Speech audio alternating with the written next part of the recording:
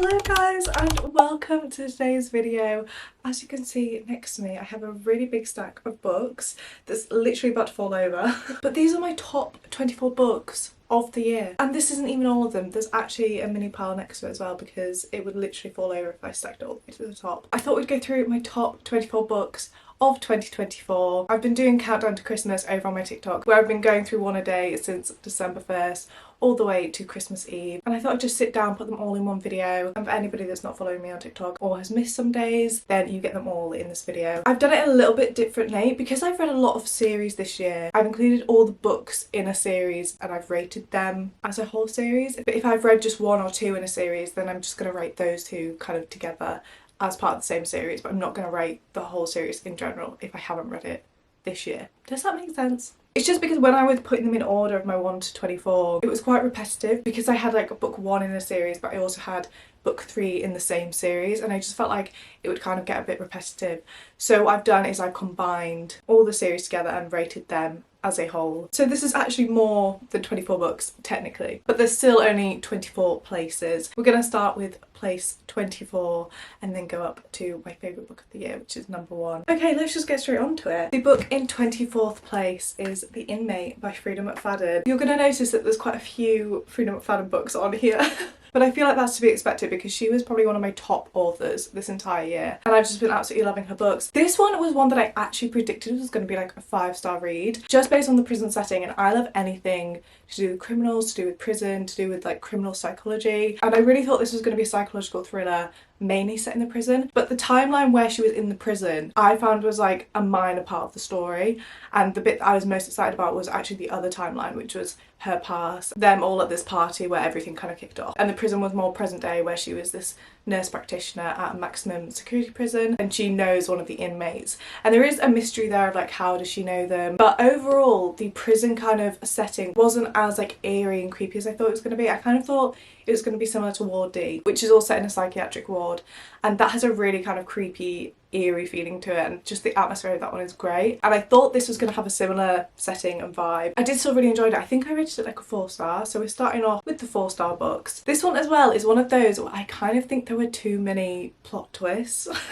Which might be kind of an unpopular opinion, but I actually liked the way that it was going, and then I feel like we got whiplash at the end because loads of different plot twists were just thrown in and it kind of lost me a bit, just in terms of I didn't trust anything that was going on, and it got to the point where I actually preferred the original plot twist, or like the second plot twist that happened, and I wasn't absolutely obsessed with the ending, which I feel like is kind of a big deal with a Freida McFadden. And then in 23rd place we have Fourth Wing by Rebecca Yarros. This one was one of those I was actually so scared to go into just because of how much hype this book has and this whole series has, and I just feel like when a book has so much hype it makes my standards really high, so I was kind of trying to leave it a bit just to kind of lower my expectations a bit and just pick it up when I was really in the mood for it and when I was ready to read it. This one again is a 4-star read for me. The thing that I kind of struggled with this book was the descriptions, and I feel like I could not imagine anything happening in this world.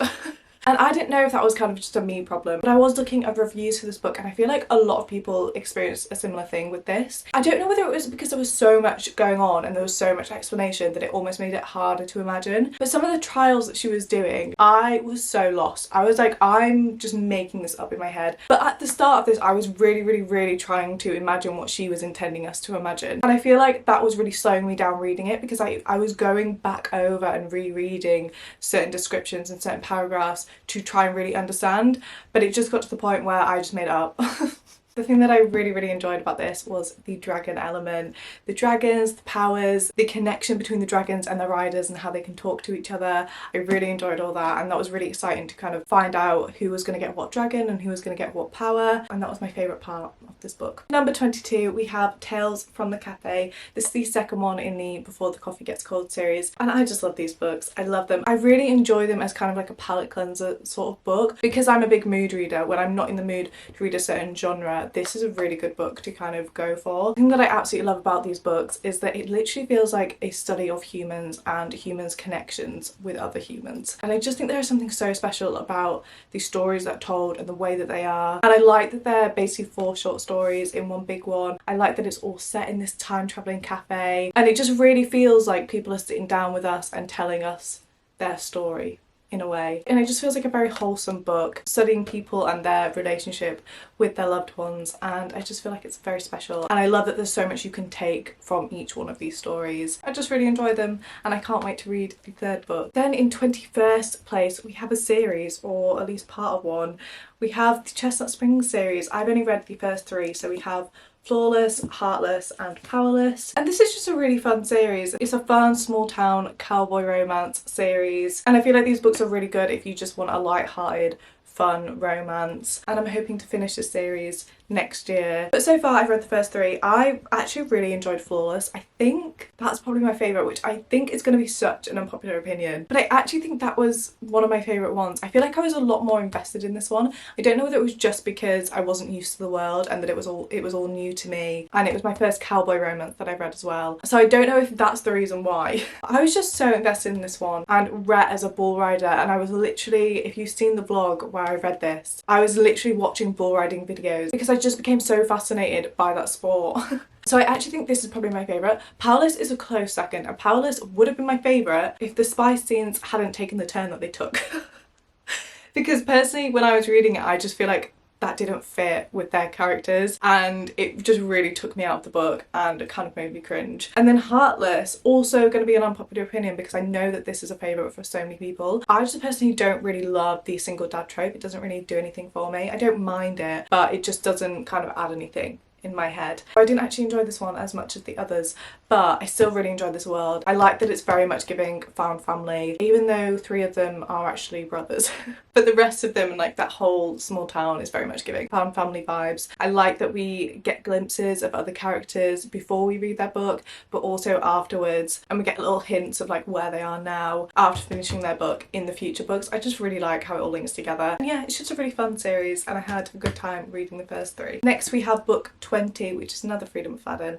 We have The Boyfriend. This one I feel like had a different vibe to some of her other books, but I really enjoyed that it was more set in an everyday kind of situation. I feel like Freedom McFadden's main characters often have jobs that are quite out there or unusual, and they often end up in situations that are very unusual, whereas this one was just following a girl going on dates, and she very much felt like a normal person going about her normal life. And I think that was really interesting for a change, to kind of have a book that feels very real life, unfortunately. But this was one where I really enjoyed both the present and the past timeline. I found them both as interesting as each other, and they both just made me want to keep reading. And this is one that I nearly guessed, but it still caught me off guard, and I still didn't quite guess everything that was going on, which I feel like is very common in my experience with reading Freedom McFadden's, and I don't quite know how she's still surprising me. But it was a really fast paced, quick, easy read. I think I literally read it in under 24 hours, something like that. It was a very bingeable book and I really enjoyed. Then in 19th place we have Magnolia Park's Into the Dark. This was probably my most anticipated read of the entire year. I mean, what is not to love about this whole world and about Magnolia and BJ? This is one that I really want to reread because I feel like I didn't take in as much as I would have liked to, because I was just so caught up in the fact that it was a new release, and I was like speeding through it almost because I just had to know what was going to happen with them. And after The Long Way Home ended, I was just kind of all over the place. I just needed to know. So it's definitely one that I would love to go back and reread and kind of take my time and take it all in properly. But I really enjoyed it. I love Magnolia and BJ's story. I love that we got to see them the way that they were in here, because I feel like that's what we were waiting for literally since page 1 of book 1. And it was really nice to finally see that. There is also so much about Julian and Christian and Daisy and that whole side of this universe. There was so much going on with them that they were hinting at in here that it literally has me so excited for Daisy Hates book 3. So excited I cannot even tell you. I think there's actually going to be 2 more Daisy Hates books as well, but there was so much going on in the background that I was like, this is crazy. This is crazy and chaotic, and I need Jessa to release Daisy Hates immediately. But this one was a really nice way to wrap up their story. But I'm also so sad that we're not going to get any more Magnolia and BJ. Although I did see something the other day about a prequel which follows them at Varley Hall, which don't even, because that's so exciting. And I'm guessing we would see them a little bit in the Daisy Hates books, but I don't know, we'll have to see. I'm very sad that this is all we get from their perspective until the prequel comes out. Okay, we're finally on to the big pile. In 18th place, we have another series, we have the Housemaid series. I really like Millie as a main psychological thriller character. I just really like her internal dialogue and the way that she kind of sees situations and views the world. I find it really enjoyable to read from her perspective. I really like that we got to see her throughout this whole series and in very different situations and very different stages of her life. I thought that was so nice to see, and it also meant that every single book really stood out from each other and they were very different. And because I feel like with the concept of the first one, it could have been very easy to kind of just replicate that, but I really like that they were very different plots. And this is a series where I kind of think they're all pretty much equal to each other. Like, I enjoyed them just as much as the others in the series. There wasn't one that majorly stood out. The only one I will say is the second one, which is The Housemaid's Secret, and that's only because I literally read this in like record time. I've never read a book as quick as I've read this, and that's just because I was so hooked. I was so hooked. And I also really like The Housemaid is Watching. I'm not going to say too much because I obviously don't want to ruin any of the books in this series, but where she was in her life in this book, I really enjoyed that, and I enjoyed kind of seeing her in a different light, and I just enjoyed this whole series. And this is one that I always recommend, especially if you're wanting to get into thrillers, because I just think this is such a bingeable, fast-paced series. Then in 17th place we have another Freedom McFadden book. We have Never Lie. This one is one of those where I love the atmosphere and the setting of it. I love how it feels very wintry, very cold, very eerie. This one, when I was reading it, I literally felt like somebody was watching me reading it. Like, it had me on the edge of my seat. I really like the whole setup of this one. Now it's just following this couple in this house, and they're stuck there because of a snowstorm, and this house belongs to a psychiatrist that went missing, and they find tapes in the psychiatrist's house between her and her clients. And I really liked that some of this was in like transcript form, and it really felt like we were listening to the tape with them, which I feel like just added to the kind of creepy, eerie feeling. And it was also really nice to break it up a little bit, and it just meant that reading it was so quick, and it's just another really fast-paced, gripping psychological thriller from Miss Frida. And then in 16th place we have Daydream by Hannah Grace, which is the third one in the Maple Hill series. This one came out this year. This one following Hallie and Henry, and I feel like we were just waiting for Henry's book since seeing him in both Icebreaker and Wildfire. This one I really liked that it felt very kind of slowed down and like a softer book in the series, and that was really nice to see and made it really different to the other two as well. I just think there was something very wholesome about this one that I really enjoyed. I love how Taylor Swift coded Hallie is as a character. I love it. I love that she's a book girly. I just really enjoyed her as a character, and then the way that she was with Henry and how they started off kind of being friends at first and just working on that kind of relationship and then potentially becoming more was just really nice to see. And the thing that I love about all the books in the Maple Hill series is how all the characters feel very real and genuine, and they all have something that they're struggling with or that they're dealing with, and there's really nice representation in these characters, I feel like. And then at number 15 we have The Wind in the Willows.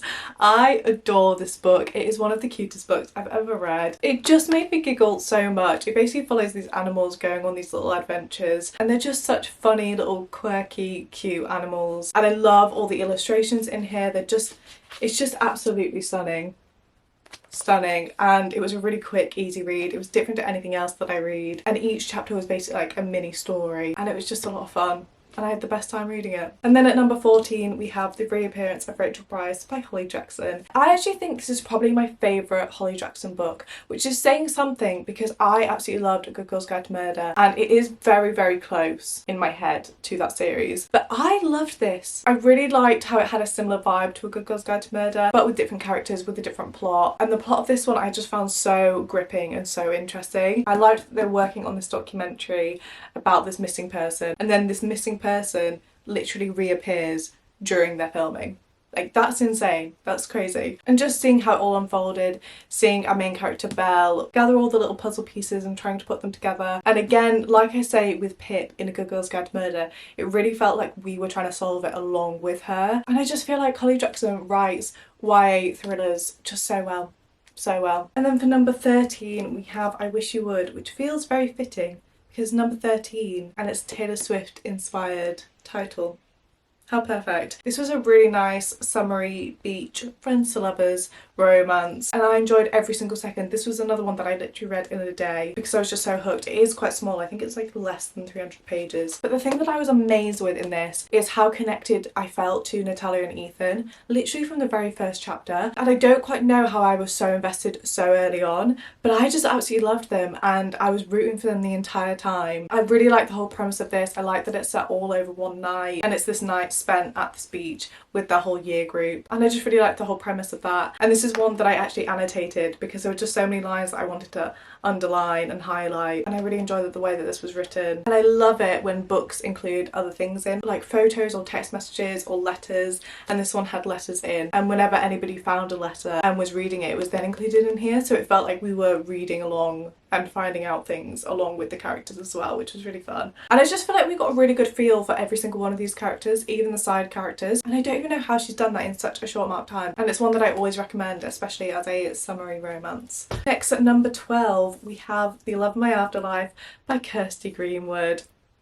Even just thinking about this book has me giggling. I just loved the humour side of this. The humour is very much Bridget Jones type humour, and I loved every single second of it. I loved the whole premise. I liked the slight magical realism element to it. I liked all the chaotic situations that our main character got herself into. It was just a lot of fun and literally had me chuckling throughout the whole book. The characters are those types of characters where you can just so clearly imagine what they're like, and you just feel like you know them and how they behave and their mannerisms and everything. And I liked that there was still romance in here, but it didn't become the centre of the plot, because the centre was very much her trying to go on this mission in order to stay on Earth, and just all the chaotic situations that she gets into. I also really like how they use tropes in here, and I just love that we got a little bit of a lot of different tropes. I thought that was really fun, and there was also a bigger message you could take from this book as well. Next, at number 11, we have The One That Got Away by Charlotte Rickson. This is probably one of the most underrated romances that I've ever read. I've literally never heard anybody else talking about this book, but I loved it. I really like that we were following Clara and Benjamin over a long period of time. We meet them first at uni, but then it's also set 20 years after that, and we see where they are now. This is one of those where you have questions right from the beginning, and because you have these questions, it just keeps you reading the entire time because you want to find out, because you want to find the answers. This was just such an interesting story, and it took some turns that I just did not see coming at all. Also, in the present day, there's this major tragic thing that is happening in their life, and Clara is on her way to go and find Ben after all these years. So we also had the kind of mystery there of where are they right now, and why are they not together, why did they not end up together, and what's going to happen when they find each other, if they find each other. So there's a lot going on in here, and I really like how it's telling this story of this relationship, but then also there's this kind of mystery element going on as well. And after reading this one, it literally made me want to go and read another Charlotte Rickson book, because I just love the way that this story was told. Okay, we're into our top 10. In 10th place, we have In My Dreams I Hold a Knife by Ashley Winstead. I still haven't recovered from this book, in all honesty. I genuinely don't even know what to say about this book. Specifically, it was the ending of this book that just really got me and has literally stuck with me since, and left me staring at a wall, didn't know what to do with myself after reading this. And I genuinely think I haven't quite recovered, because when I think about this book, that's all I think about, and I'm just like, I'm still in shock. Really enjoyed the dark academia setting in this one. This is one of those where I actually think that all the characters in here are quite unlikable in their own way, but that just made it really, really interesting to read. And I feel like I was so gripped in the plot of this that I didn't mind that they were unlikable. That kind of added to the vibe of the book and the plot. And it also meant that you kind of didn't trust anybody when you were reading it. But there is one moment at the end of this book that literally left me speechless. I literally never experienced the feeling that that moment gave me. I can't even explain it. But there was just something about it that stuck with me. And I read this quite early on in the year, and it is definitely one that I still think about. And then in 9th place, we have The Teacher by Frida McFadden. This one is definitely not going to be for everybody. I personally really, really enjoyed it. I thought it was really fast paced. It was a book that literally got me out of a reading slump, just because of how gripping this is, literally from the very first chapter. It was one of those where you just have no idea where the plot's going, and it's taking really strange turns, and you're honestly sat there like, I can't work out what's going on. I feel like I don't really have that much to say about this, other than it was really fast paced, really easy to read. I was literally hooked the entire way through. This was one one that I literally read in under 24 hours because I couldn't put it down, and I feel like for those 24 hours this whole story just consumed my brain and it was all that I could think about. And if you're in need of a bingeable book or a book that's going to get you out of a reading slump. And then number 8 we have Seven Summers by Paige Toon.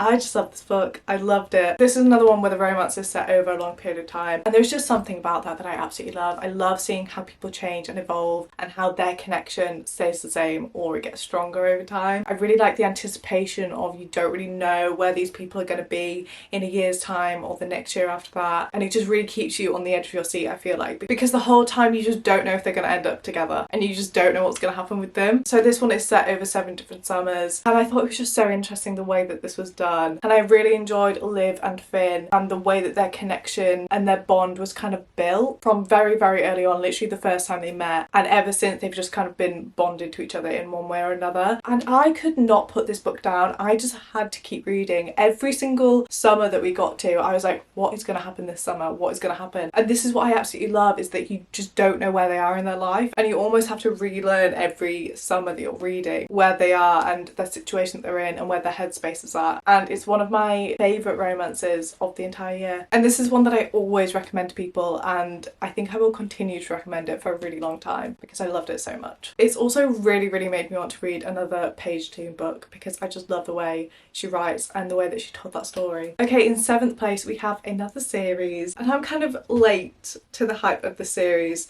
but I absolutely loved it.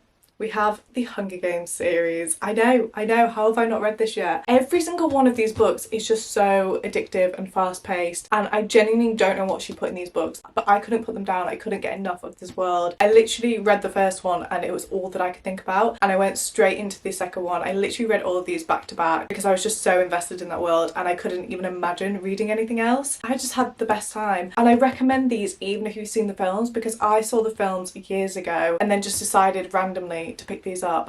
And I think the movies are such good adaptations of the books, but I absolutely love the books. I'm really glad that I read them, and like I said, I definitely recommend, especially if you want a fast-paced bingeable series, and even if you've seen the films, because these are definitely worth reading. Okay, in 6th place we have the Once Upon a Broken Heart series. Where to even begin with this series? I think this is one of the most chaotic, crazy book series that I've ever read, and I find it a really hard one to actually describe to people because I genuinely can't even sum it up. Reading every single one of these books was literally like a fever dream. That's the best way I can explain it. It's very whimsical, very magical, and just absolute chaos. But in the best way possible. The book that really stood out to me in this whole series is the second one, which is The Ballad of Never After. This is one of those books that I read in under 24 hours. I was getting through this so quickly that I was literally trying to slow myself down because I didn't want it to be over so quick, and I had to wait for the release of the paperback of A Curse for True Love, so I really didn't want to rush through this. But when I tell you, I couldn't put it down. I couldn't put it down, and I had the biggest book hangover after reading this, and I just didn't want to read anything else.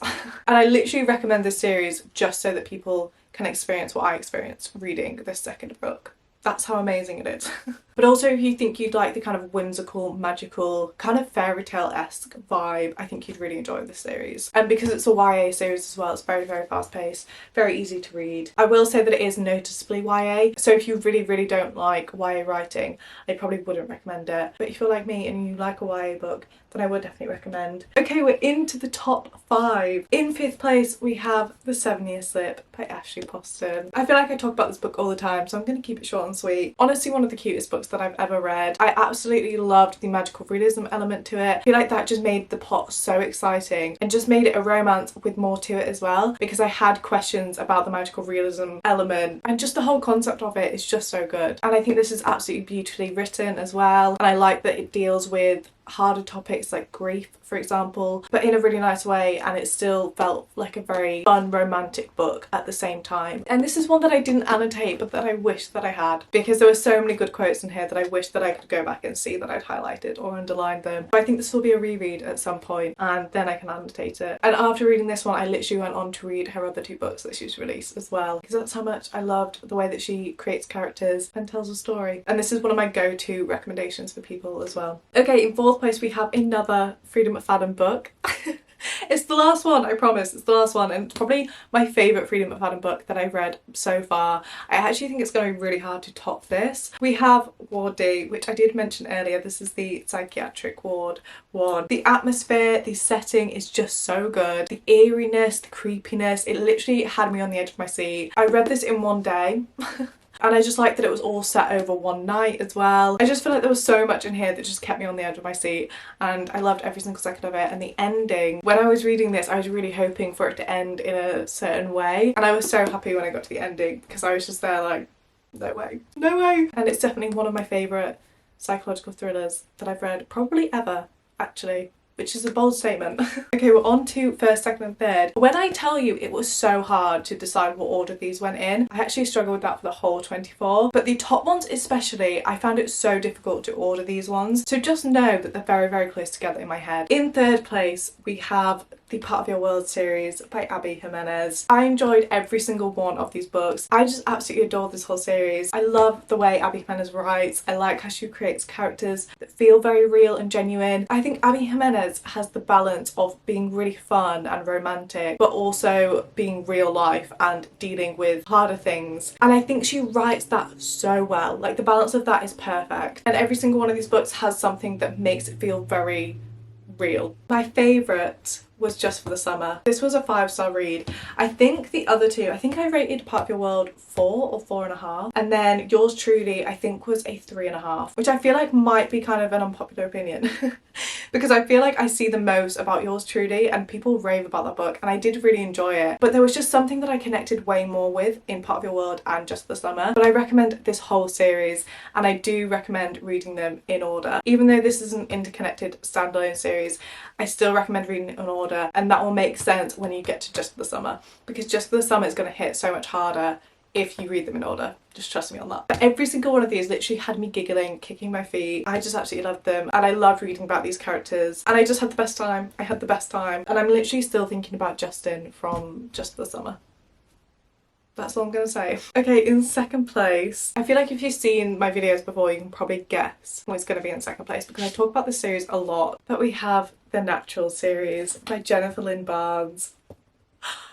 One of my favourite all-time series, honestly, and I'm so sad that I finished it because I just love this world. I love these characters. I say it all the time, but this is basically like YA Criminal Minds, and that is literally the perfect way to describe the series. I just love this group of characters. I like that with each book we get a little bit more about a certain like side character and we learn more about their background. I really like how each book is like its own case that they're working on, and we're solving one case in each book, but then there is one big case going on in the background of them that we get throughout the whole series. I just love this whole world. I love the characters. I love how the characters have their own little thing. Like, one's a lie detector, one's a profiler, one's really good with numbers. Like, they all have their own thing, and they're characters that I feel like I really know, and I feel like I just know what their personality is like and how they would act. And like I said, it's one of my favourite all-time series, and I feel like I think about the series a lot and these characters. I just love it. And then we have first place, my top series of the year. We have Powerless by Lauren Roberts, which is another one that I feel like I talk about all the time just because of how much I absolutely love this series. Hayden and Kai literally live in my head rent-free. I just love them. I love the banter between them. I love their chemistry. I love the situation that Lauren Roberts has put them in, and I cannot even tell you how excited I am for Fearless to come out. I'm beyond excited. I actually only rated, I think, 2 books this year as 6-star reads. Both of them are in this series. I don't know whether it's because as the year's gone on and I've read more books, my rating system has like got stricter. I don't know if that's the case. I feel like it might be partly that, but the 2 that I gave a 6-star to were Powerless, which is the first one, and Powerful, a little novella in between. I absolutely love this novella. I'm so happy that we got Adina's story. I love Adina and Mac. I mean, they literally have my heart. And the amount of emotions that this book put me through, I didn't even know was possible in such a short amount of time. I did also really enjoy Reckless. I think I gave this a 4 or 4.5, something like that. Lauren Roberts herself says that this one is a filler book, and it does definitely feel like that. But I still really enjoyed the more romance aspect. It was definitely slower paced in the fantasy side, but I really liked that we got to see Kai and Payden in this kind of light. I feel like that was really, really nice for us to have before the way that it ended. And I'm really happy that we got this much of Payden and Kai together, because I would literally read about them two together doing anything. That sounds weird. Just because I love them and how they get on and they're back and forth with each other. And they're two characters that I like equal amounts. Like, there isn't one of them that I prefer over the other one. I actually think I like them equally. And like I said, I'm just so excited for Fearless. I'm so excited. And the other little novella that we're getting as well. I just can't wait. And this has very quickly become one of my all-time favourite book series ever. And they're all my top 24 books of 2024. I would absolutely love to know your top books this year. Please let me know in the comments. This is actually my last video before Christmas, so if you're watching this before Christmas, Merry Christmas. I hope you have an absolutely amazing day and couple days, and if you're watching this afterwards, I hope you had an amazing Christmas. And I just want to say again a massive thank you for watching my Bookmas videos at the start of the month. It's honestly meant the world to me. Seeing you comment on those videos and just interact with them, and it makes me so happy that they're making you happy. And I just really appreciate it, and I really hope you've enjoyed today's video. Thank you so much for watching, and I will hopefully see you in my next one.